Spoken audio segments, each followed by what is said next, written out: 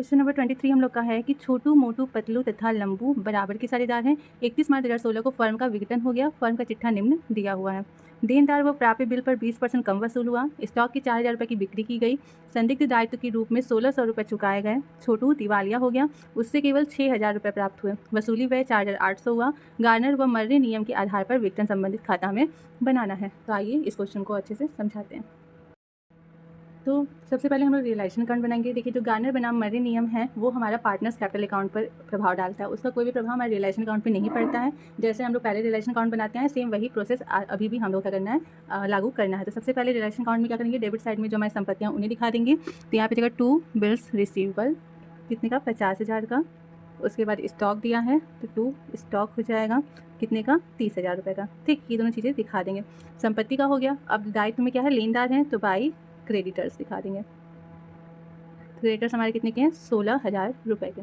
ठीक है, अब देखिए यहाँ पर आप जो पूंजी हमारी दोनों साइड दी हुई है ये जो है, और बैंक हमारा दायित्व साइड में दिया है, यानी बैंक दायित्व साइड में दिया है, यानी कि हमारा बैंक का जो बैलेंस है वो क्रेडिट बैलेंस है, यानी कि हमारी फर्म के पास जो है वो बैंक यानी कैश के रूप में संपत्ति नहीं है। और रही बात पूंजी की, तो पूंजी क्योंकि ये हमारा दिवालिया साइड से संबंधित जो है क्वेश्चन है, तो इसलिए इसमें डेबिट में जो है यानी कि एसेट साइड में भी जो है पूंजी दी हुई है, तो इसमें घबराने की कोई ज़रूरत नहीं है। तो यहाँ पर सिंपल से हमने संपत्ति दिखा दी, दायित्व दिखा दिया। अब हमारे समाज में बोला है कि देनदार व प्राप्य बिल पर 20% कम वसूल हुआ है, तो हम लोग यहाँ पर कर देंगे बाई बैंक अकाउंट।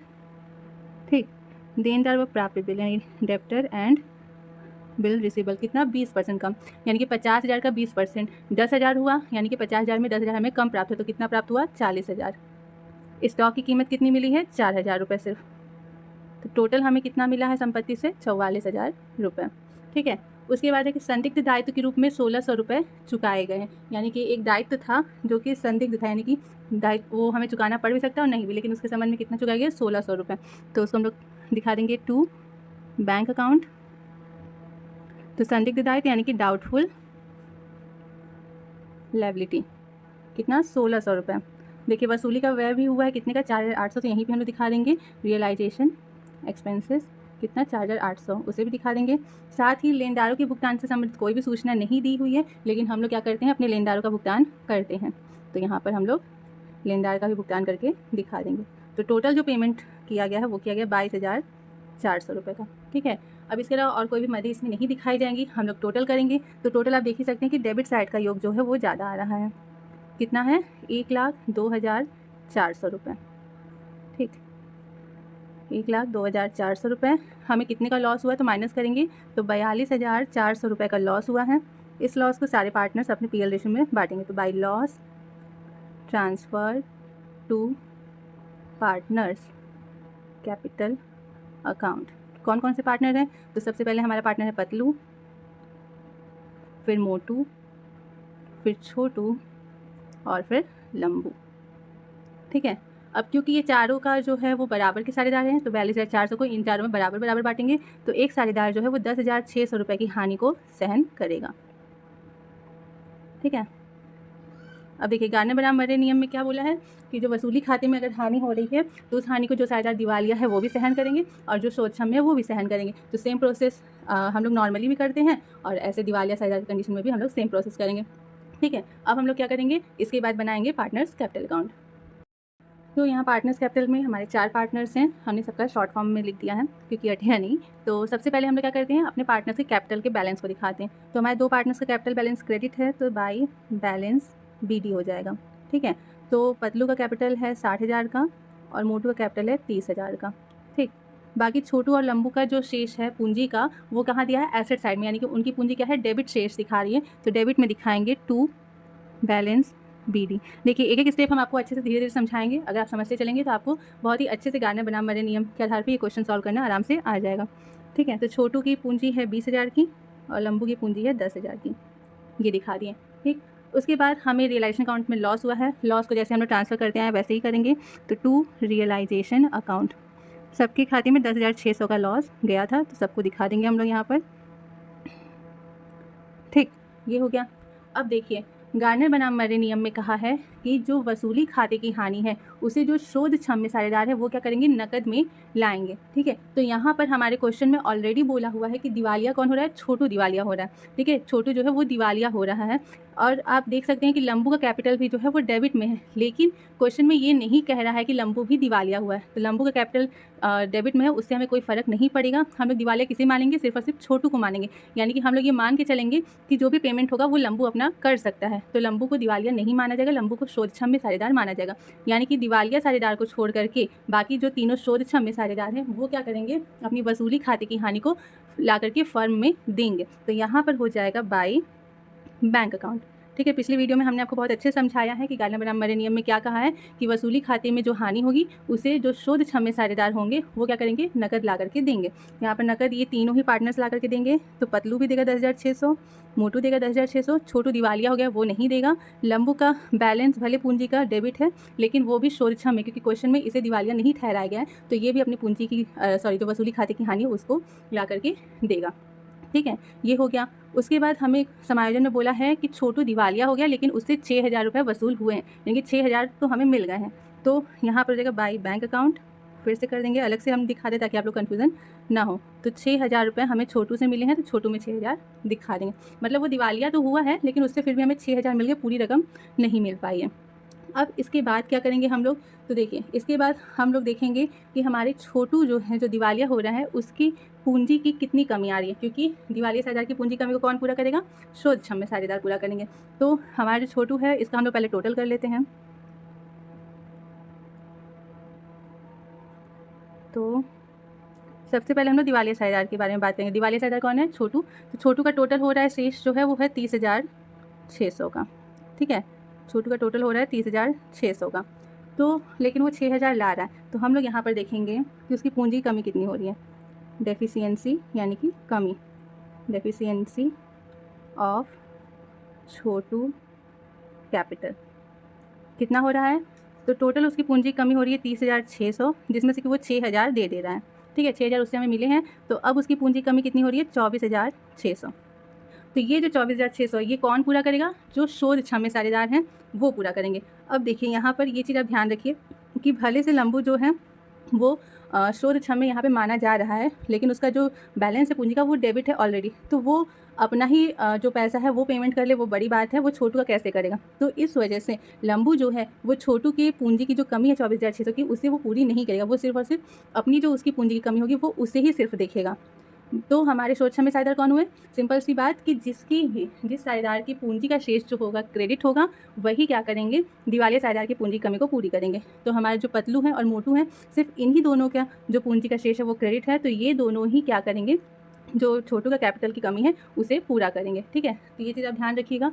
तो अब बात होता है कि ये दोनों किस रेशियो में पूरा करेंगे, तो अपनी पूंजी के अनुपात में। ठीक है, पिछली वीडियो में हम आपको समझा चुके हैं कि शोध क्षम्य साझेदार अपनी पूंजी के अनुपात में जो है वो दिवालिया साझेदार की पूंजी कमी को पूरा करते हैं। अब यहाँ पे पूंजी जो है उनकी सिंपल से आपको दिख रही है कि 60,000 है और 30,000 है, इसके अलावा उनकी और कोई पूंजी नहीं है। ये तो बैंक वो लोग क्या किए हैं, वसूली खाते की हानि ला करके दी हैं, बाकी उनकी पूंजी में और कुछ ऐड या माइनस होगा नहीं यहाँ पर, क्योंकि हमारे क्वेश्चन में और कुछ दिया नहीं है। तो सिंपल से उनकी पूंजी क्या है, 60,000 और 30,000। तो यहाँ पर जो उनकी कैपिटल का रेशियो है, यानी कि पतलू और मोटू के कैपिटल का रेशियो जो होगा वो क्या होगा, तो यहाँ पर कर देंगे हम लोग capital ratio of Patlu and Motu. ठीक है, तो देखिए 60,000 है पतलू का इस टू 30,000 मोटू का, इसको हम लोग शॉर्ट आउट करेंगे तो 6:3 आएगा। इसको भी कैंसिल आउट करेंगे 3 से, तो ये हो जाएगा 2:1, यानी कैपिटल रेशियो क्या हो गया, 2:1। तो इस रेशियो में पतलू और मोटू इस 24,600 की हानि को क्या करेंगे, मतलब पूंजी की कमी को क्या करेंगे, सहन करेंगे, लेकर के आएंगे। तो यहाँ पर हम लोग देखेंगे given by Patlu and given bye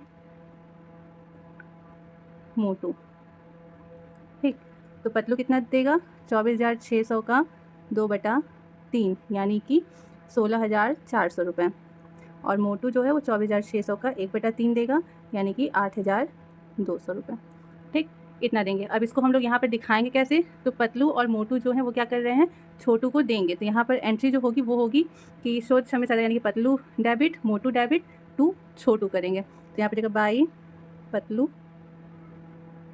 by मोटू, और यहाँ पे देगा 2 छोटू।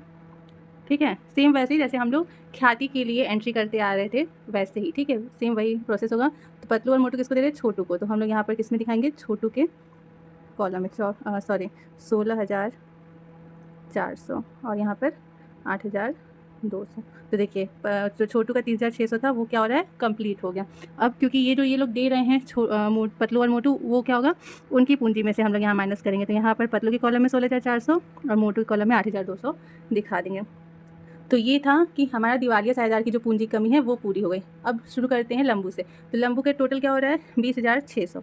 ठीक है, 20,600 लंबू का टोटल है, जबकि वो सिर्फ और सिर्फ 10,600 हमें उससे मिला, यानी कि हमें और कितना चाहिए लंबू से? 10,000 रुपये। तो वो 10,000 रुपये लंबू क्या करेगा? अपना लेकर के आएगा, वो अपना पैसा क्या करेगा?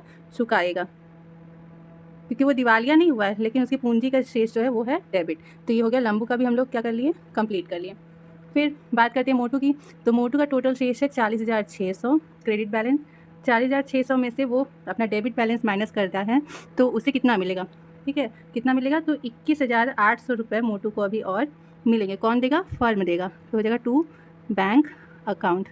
उसी तरीके से पतलू का टोटल देखते हैं। तो पतलू का क्रेडिट शेष 70,600 रुपये है। इस 70,600 में का डेबिट बैलेंस माइनस करेंगे तो हमारा जो पतलू है इसे 43,600 रुपये और मिलेंगे। ठीक, तो ये हमारा सिंपल सा पार्टनर्स कैपिटल अकाउंट बन गया। तो आपने देखा है कि कितना सिंपल सा इजी स्टेप से है कि एक एक चीज़ अगर आप ध्यान में रख के करेंगे तो कोई दिक्कत नहीं होगा। बस यहाँ पे इस क्वेश्चन में जो है आपको ये ज़्यादा ध्यान देना है कि भले ही किसी साझेदार का पूंजी का बैलेंस डेबिट हो, लेकिन अगर क्वेश्चन में नहीं बोला है तो हम उसे दिवालिया नहीं मानेंगे। ठीक है, और वो क्या करेगा? सिर्फ और सिर्फ अपनी जो पूंजी कमी है वो अपना वो पूरा कर देगा, बाकी और किसी का वो नहीं जिम्मेदारी ले पाएगा। तो ये पार्टनर्स कैपिटल अकाउंट हो गया। अब इसके बाद हम लोग बैंक अकाउंट बना लेंगे। तो हमारा बैंक अकाउंट भी सिंपल सा पहले जैसा ही बनेगा। तो यहाँ पर हमारे बैंक का जो बैलेंस है वो क्योंकि दायित्व पक्ष में दिया है, तो हम लोग यहाँ पे बैंक का जो बैलेंस है वो क्रेडिट साइड में दिखाएंगे। बाई बैलेंस BD कितने का है? 4,000 का। ठीक, उसके बाद रियलाइजेशन अकाउंट में हमें जो संपत्ति थी उससे कितना मिला था? तो टू रियलाइजेशन अकाउंट कितना मिला था? 44,000 रुपये। फिर रियलाइजेशन अकाउंट में हमने दायित्वों का भी भुगतान किया था, तो बाई रियलाइजेशन अकाउंट कितना? 22,400 रुपये का भुगतान किया था। फिर लंबू जो है वो अपनी पूंजी की कमी को पूरा करने के लिए लेकर के आया था। तो टू लंबू हो जाएगा, कितना लेकर के आया था? 10,000 रुपये। ठीक, पूंजी की कमी को पूरा करने के लिए। उसके बाद तीनों ही पार्टनर्स ने क्या किया था?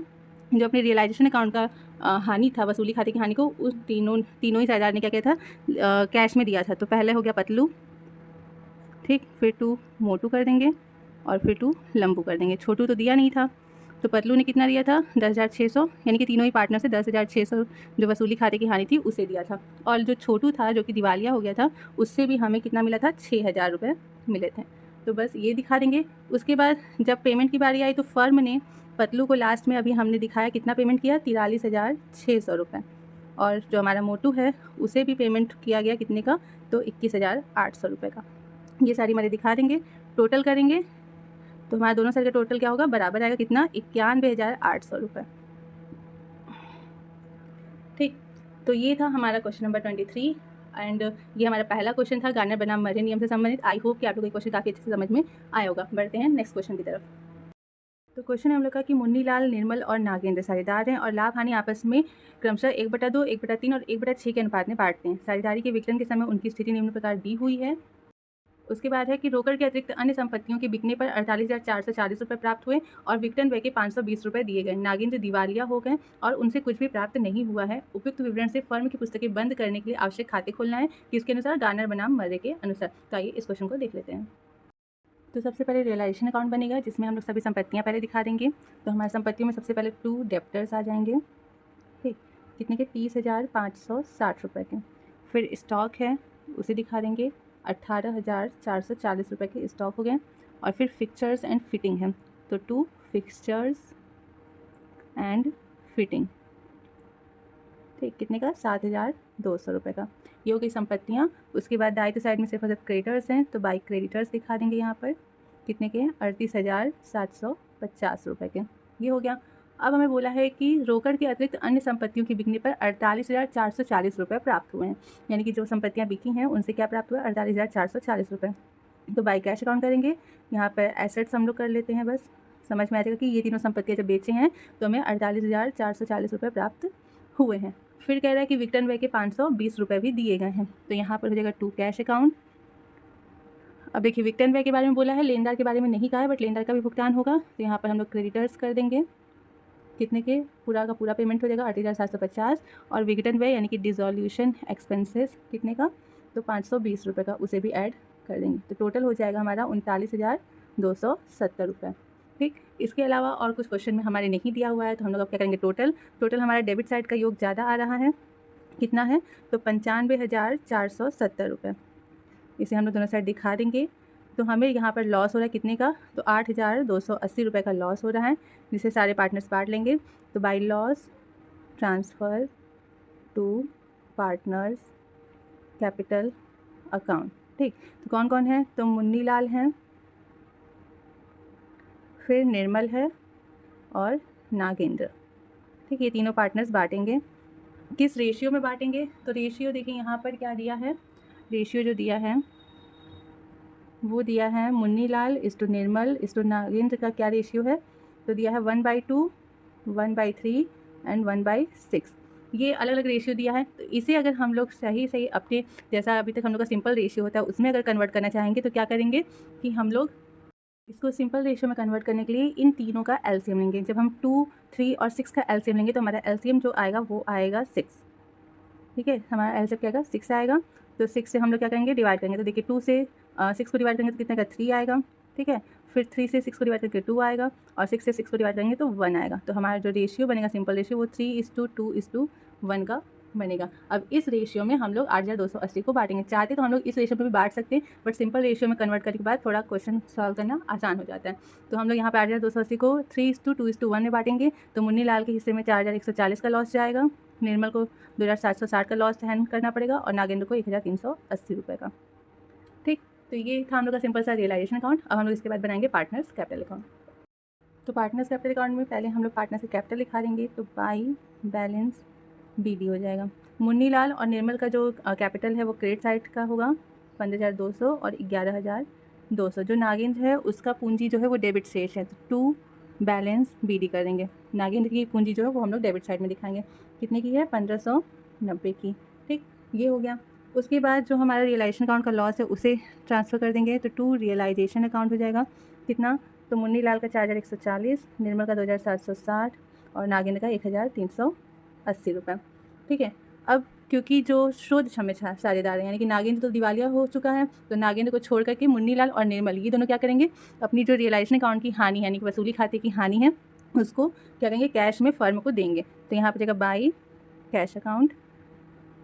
तो मुन्नी लाल भी अपना देगा 4,140 रुपये और निर्मल भी देगा 2,760 रुपये, नागेंद्र कुछ नहीं देगा। ठीक है, अब उसके बाद और कुछ भी यहाँ पर दिखाने जैसा है नहीं। तो अब हम लोग क्या करेंगे, देखेंगे कि नागेंद्र की पूंजी की कितनी कमी हो रही है और उस पूंजी की कमी को मुन्नी लाल और निर्मल किस रेशियो में पूरा करेंगे। तो जब हम लोग नागेंद्र का पहले टोटल करेंगे, ठीक है, नागेंद्र कॉलम का टोटल करेंगे तो बस डेबिट शेष ही है इसका कितना है, 2,970 रुपये। ठीक है, यानी कि नागेंद्र की पूंजी में कितनी कमी है, 2,970 की। अब इस कमी को कौन पूरा करेगा, मुन्नी लाल और निर्मल। किस रेशियो में, तो पूंजी के अनुपात में। तो यहाँ पर हम लोग निकालेंगे capital ratio of Munni Lal and Nirmal, हम शॉर्ट फॉर्म में लिख रहे हैं। तो देखिए कैपिटल, इन लोग की कैपिटल में कोई खास चेंजेस आया नहीं, कुछ ऐड या माइनस तो हुआ नहीं है यहाँ पर। तो सिंपल सा जो पहले से इनकी पूंजी है वही हम लोग लेकर के चलेंगे। तो मुन्नी लाल की पूंजी है 15,200 इस टू निर्मल की पूंजी है 11,200। ठीक है, इसको हम लोग 0 से 0 पूरा कट जाएगा। अब 2 से हम लोग इसको शॉर्ट करते जब आएंगे तो लास्ट में जा कर के ये 19:14 बनेगा। ठीक है, जब हम लोग इसको और शॉर्ट करते जाएंगे तो 19:14 का रेशियो बनेगा। इसी रेशियो में क्या करेंगे, ये दोनों पार्टनर्स नागेंद्र की पूंजी की कमी को पूरा करेंगे। तो यहाँ पर हो जाएगा गिवन बाय मुन्नी लाल, ठीक है, और गिवन बाय निर्मल।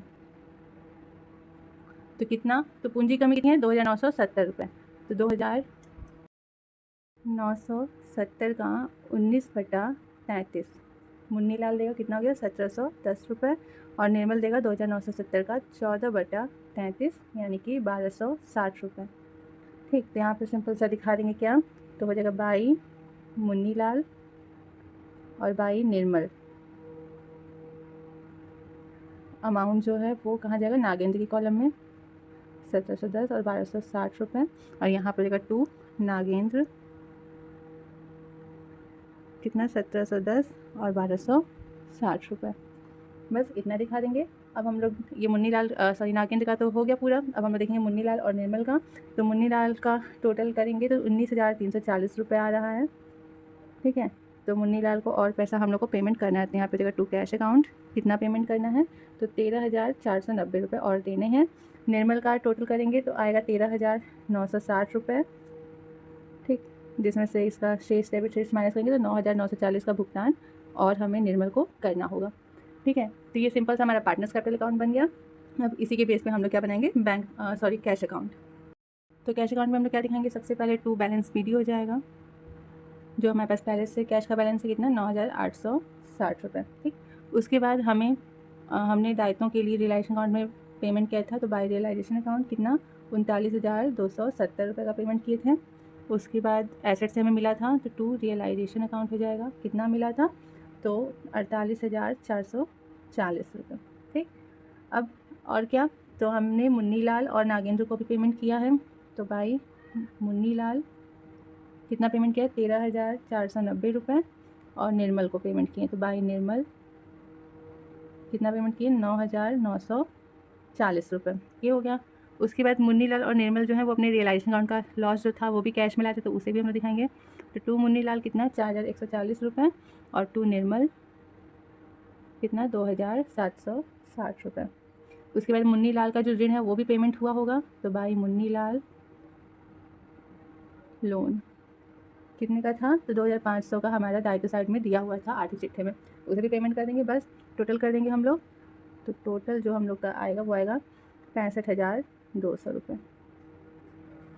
ठीक, इसका मतलब कि हमारा ये क्वेश्चन जो है वो सही से सॉल्व हुआ है एंड हम उम्मीद कर सकते हैं कि आप काफ़ी अच्छे से समझ में भी आया होगा। चलिए चलते हैं नेक्स्ट क्वेश्चन की तरफ। तो क्वेश्चन नंबर 25 है हम लोग का कि अबल तथा स लाभ एवं हानियों का 4:2:3 के अनुपात में बंटवारा करते हुए साझेदार हैं 15 फरवरी 2016 को वे साझेदारी के विघटन के लिए सहमत होते हैं। उक्त तिथि को उनका चिट्ठा निम्नांकित दिया हुआ है। संपत्तियों से निम्नलिखित वसूली हुई है, विनियोग से 81,600, प्राप्य विपत्र एवं देनदार से 1,12,800, रहतिया से 58,200 रुपये, फर्नीचर से 8,200 रुपये और संयंत्र से 34,400, भूमि एवं भवन से 1,05,600 रुपये। सभी दायित्वों का भुगतान कर दिया गया है। वसूली की लागत 2,400, लागत का मतलब वसूली व्यय। अब दिवालिया हो गया है और उसकी निजी संपत्ति से कुल 4,096 रुपये वसूल हो सके हैं। साझेदारों का भुगतान कर दिया गया है। वसूली खाता, बैंक खाता तथा साझेदारों के पूंजी खाते हमें तैयार करने हैं। तो ये क्वेश्चन आप देख ही सकते हैं, सेम आपका क्वेश्चन नंबर 24 की तरह ही है। इसमें आपको कोई कन्फ्यूजन नहीं होना चाहिए। तो ये क्वेश्चन हम आपको यहाँ पर नहीं समझाएंगे, ये क्वेश्चन आप लोग अपने से कर सकते हैं। ठीक है, तो आज की वीडियो के लिए सिर्फ इतना ही। उम्मीद करते हैं कि आपको तीनों ही क्वेश्चन काफ़ी अच्छे समझ में आए होंगे। तो अगर वीडियो पसंद आई हो तो please like share and subscribe करना बिल्कुल मत भूलिएगा और बने रहिए हमारे यूट्यूब चैनल ओम लर्निंग क्लासेस पे। Thank you.